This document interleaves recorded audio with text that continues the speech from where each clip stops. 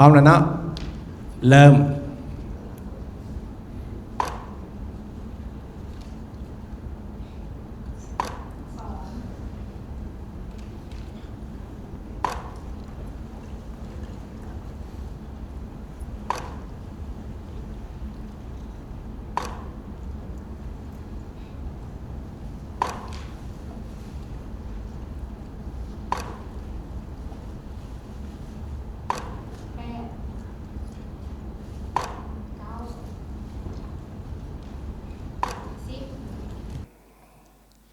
สบายดีคณะกรรมการทุกท่าน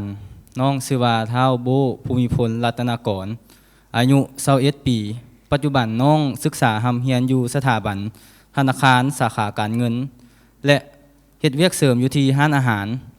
มันช่วยหล่อหลอมให้น้องเป็นคนมีความรับผิดชอบและตรงต่อเวลา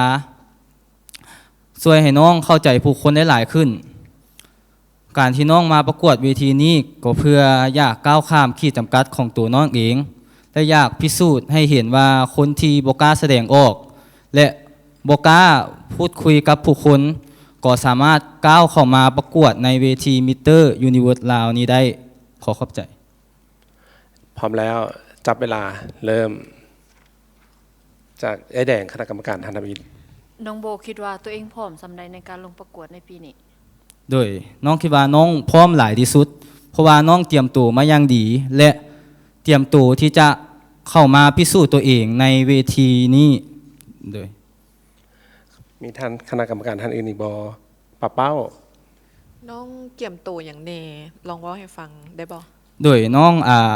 ตอนแรกๆน้องบ่เคยที่จะปรับปรุงทัศนคติของตัวเองเลยแต่ในเมื่อน้องจะก้าวเข้ามาเวทีนี้แล้วน้องจะพัฒนาตัวเองจากที่บุคลิกของน้องบ่ได้ดีเลยแต่น้องมาพัฒนาตัวเองเพื่อจะเข้ามาในเวทีนี้IG ต่อเลยการที่เฮามาประกวดเนาะกว่าเฮาสิพัฒนาไปฮอดจุดที่เฮาได้มงได้นะมันใส่เวลาหน่อยนึงน้องคิดว่าน้องสิเฮ็ดทันบ่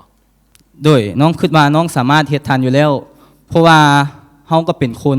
คนหนึ่งที่มีความฝันเฮาจะต้องเฮ็ดมันให้ได้เลยเทเลอร์น้องมีอย่างอยากบอกคณะกรรมการอยู่นี่บอกว่าน้องสมควรที่จะผ่านเข้ารอบต่อไปโดยน้องอยากจะบอกว่าน้องเป็นคนหนึ่งที่มีความสามารถกับบ่น้อยหน้าทุกคนใดๆทุกคนกรรมการทุกคนขอให้โอกาสน้องได้พิสูจน์ตัวเองได้บ่โดยเบนนี่ยังเหลือเวลาอีก16วินาทีความสามารถที่น้องอยากจะแสดงให้กับกรรมการถ้าน้องมีโอกาสณตอนนี้น้องอยากจะแสดงอย่างตอนนี้เลยตอนนี้เลยบ่แมนอยากแสดงอย่างน้องอยากแสดงให้เห็นว่าน้องสามารถก้าวข้ามขีดจำกัดของน้องได้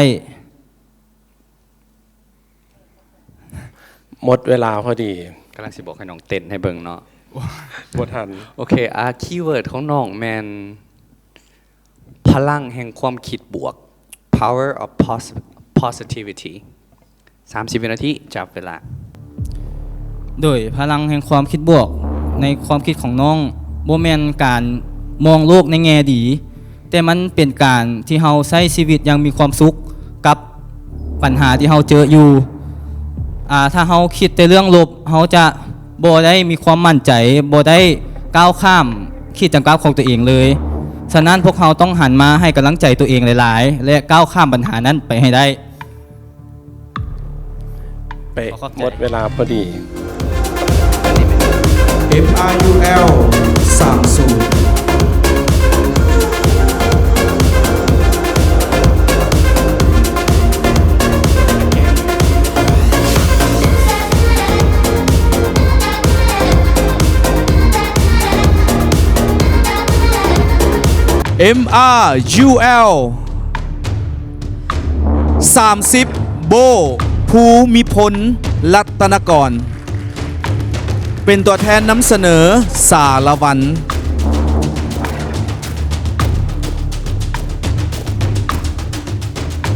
ไปต่อกันครับ